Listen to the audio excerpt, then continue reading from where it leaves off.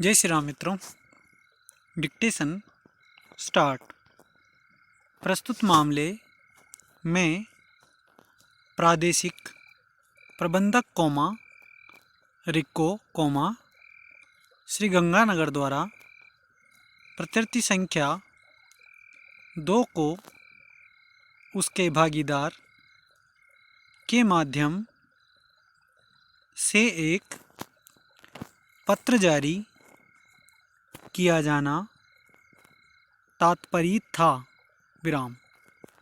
जब अपीलार्थी को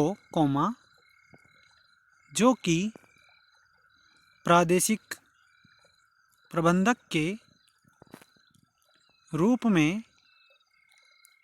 कार्य कर रहा था और जिसने अभिकथित रूप से उक्त पत्र पर हस्ताक्षर किए थे, उस पत्र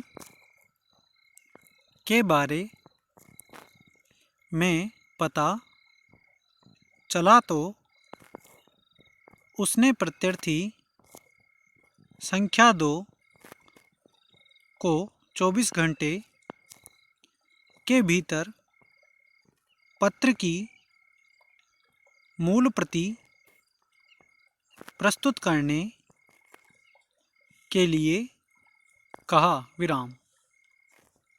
प्रत्यर्थी संख्या 2 के कार्यालय के समक्ष वह पत्र प्रस्तुत नहीं किया गया था,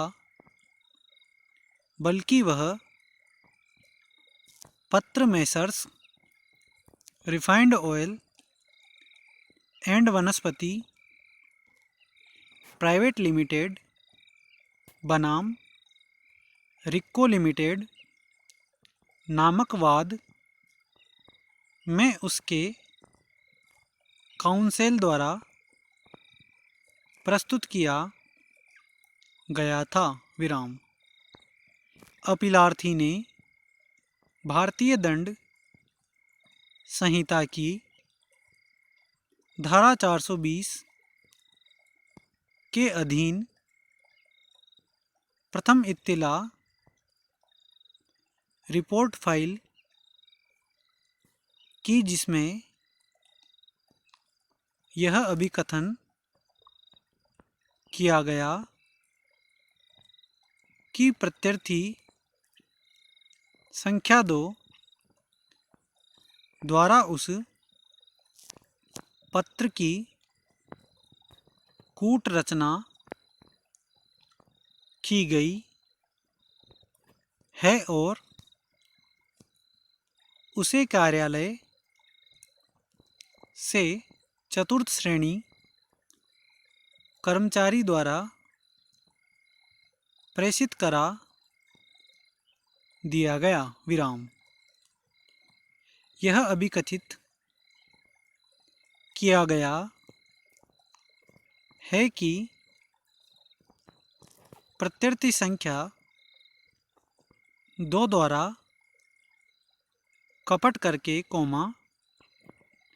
कूट रचित और मिथ्या दस्तावेज तैयार किया गया, इसलिए भारतीय दंड संहिता की धारा 467, 468 और 471 के अधीन अपराध बनता है। विराम। धारा 420 के अधीन प्रथम इत्तिला रिपोर्ट रजिस्ट्रीकृत की गई थी। विराम। अंतिम रिपोर्ट कोतवाली पुलिस थाने के निरीक्षक द्वारा प्रस्तुत की गई थी। विराम। अंतिम रिपोर्ट में यह उल्लेख किया गया था कि चूंकि वह पत्र वाद संख्या 2/84 में फाइल किया गया है, इसलिए दंड प्रक्रिया संहिता की धारा 195 के उपबंधों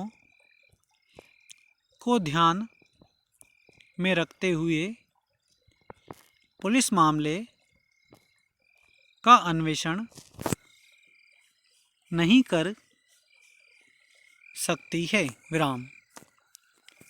अंतिम रिपोर्ट को मुख्य न्यायिक मजिस्ट्रेट द्वारा दंड प्रक्रिया संहिता की धारा 195 का अवलंब लेते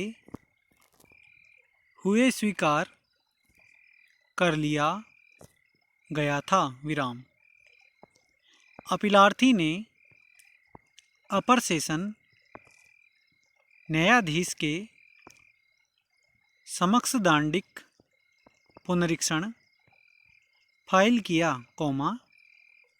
जिसने मुख्य न्यायिक मजिस्ट्रेट के आदेश को अपास्त कर दिया और मामले को प्रतिप्रेषित कर दिया। विराम।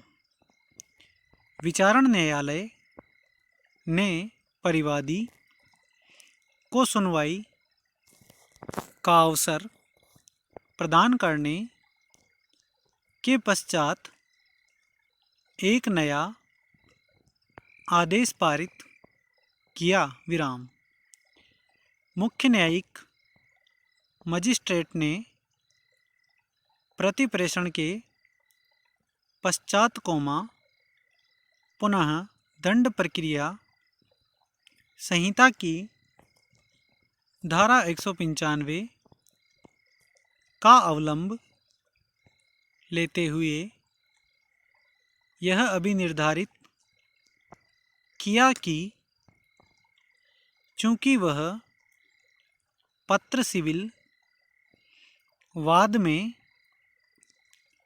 फाइल किया गया है, इसलिए संज्ञान नहीं लिया जा सकता है। विराम। विरोध याचिका खारिज कर दी गई थी और अंतिम रिपोर्ट स्वीकार कर ली गई थी। विराम। अपीलार्थी द्वारा उस आदेश को चुनौती देते हुए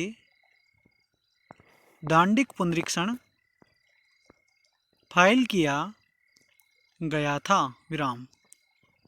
पुनरीक्षण न्यायालय ने यह अभिनिर्धारित किया कि दंड प्रक्रिया संहिता की धारा 195 का उपबंध